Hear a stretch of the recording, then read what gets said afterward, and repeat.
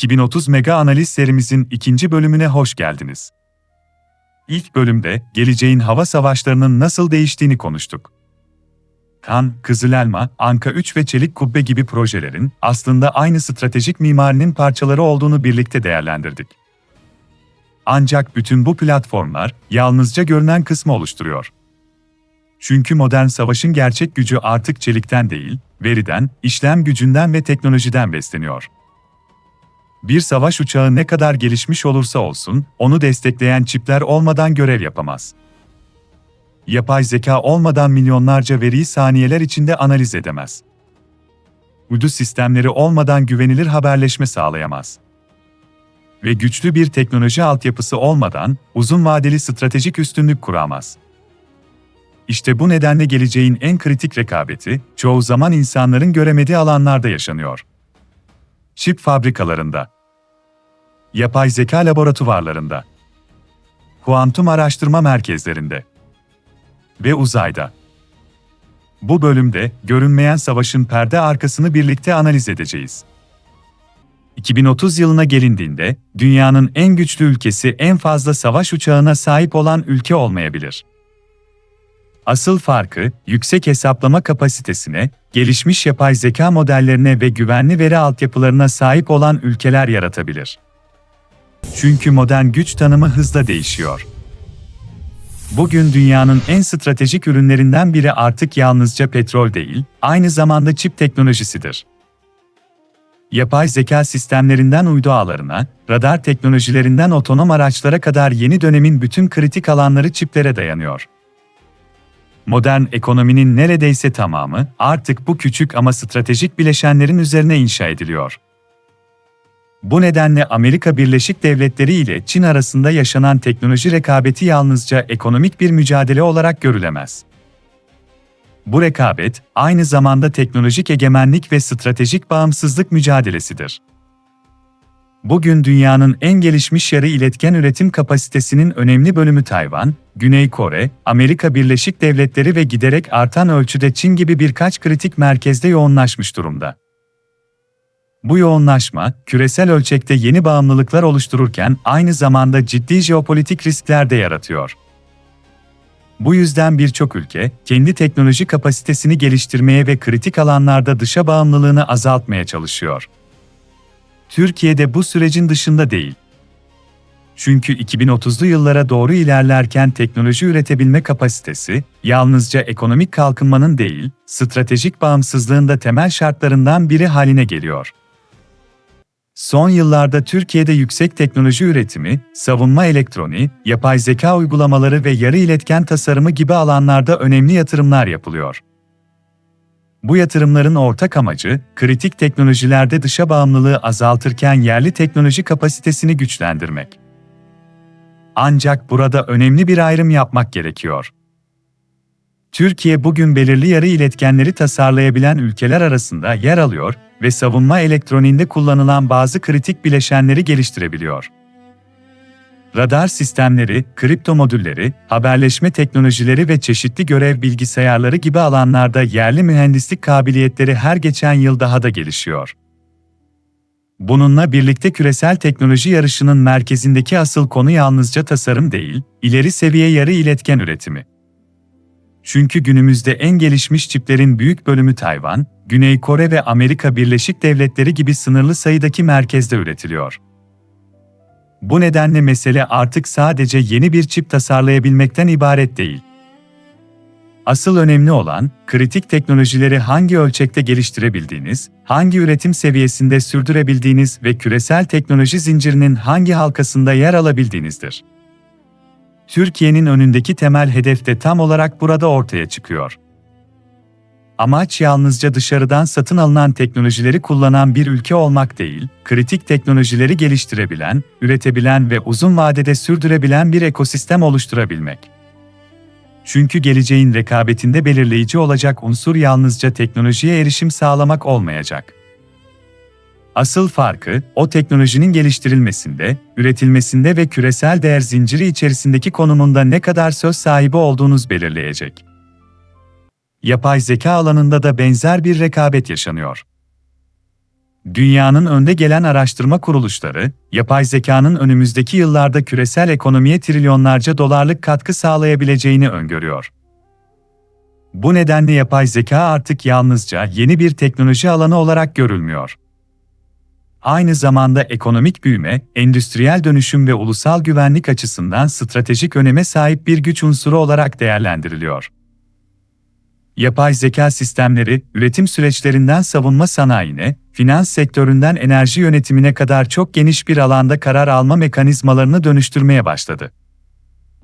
Bu dönüşümün etkisi önümüzdeki yıllarda çok daha belirgin hale gelecek. Günümüzde mesele yalnızca büyük miktarda veri toplamak değil. Asıl önemli olan, bu verileri anlamlı bilgiye dönüştürebilmek, doğru karar süreçlerinde kullanabilmek ve ihtiyaç duyulan sistemlere zamanında aktarabilmek. Savunma alanında yapay zeka, hedef tespitinden görev planlamasına, insansız sistemlerin koordinasyonundan elektronik harp uygulamalarına kadar birçok kritik alanda önemli roller üstlenebilir.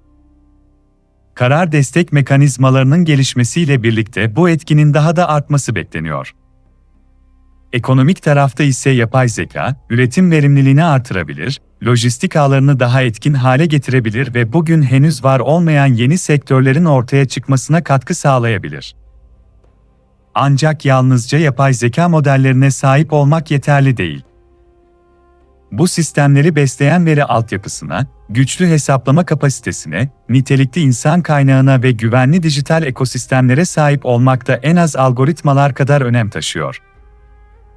2030 yılına doğru ilerlerken ülkeler arasındaki rekabetin sonucunu belirleyecek temel unsurlardan biri de bu olacak.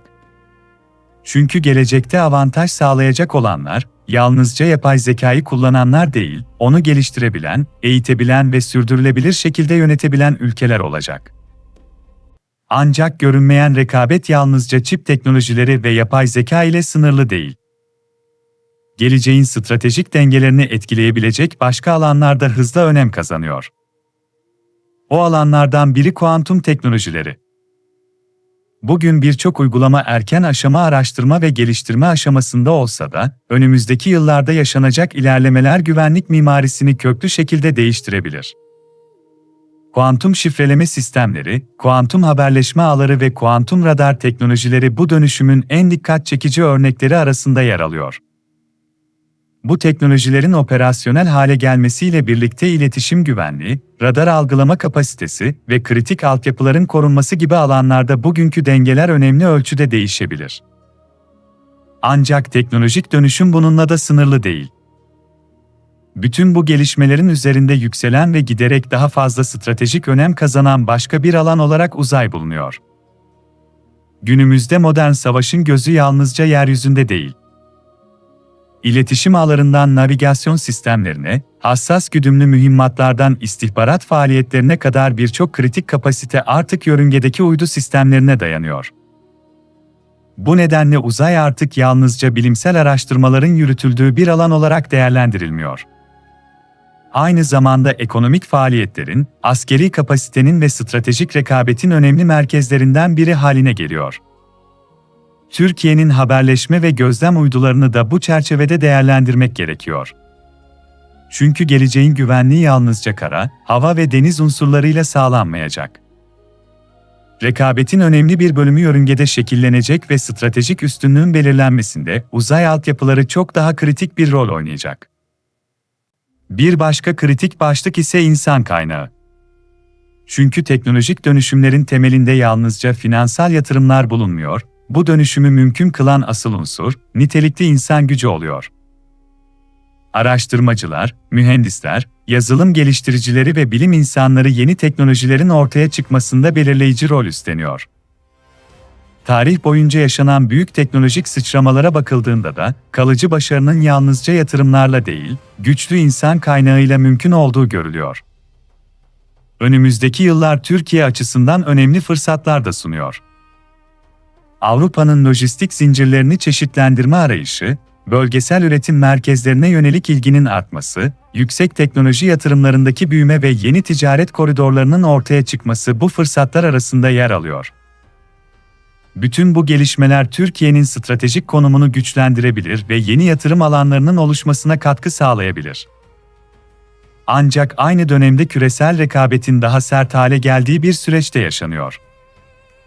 Teknoloji alanındaki yarış hızlanıyor, yarı iletken üretimi etrafında şekillenen rekabet derinleşiyor ve jeopolitik gerilimler giderek daha fazla teknoloji eksenli hale geliyor. Bu durum, kritik teknolojilere erişimi ülkeler açısından çok daha stratejik bir konuya dönüştürüyor. Bu nedenle ortaya çıkan tablo oldukça net. Türkiye birçok alanda üst lige yükselmeye çalışıyor ve son yıllarda önemli ilerlemeler kaydediyor.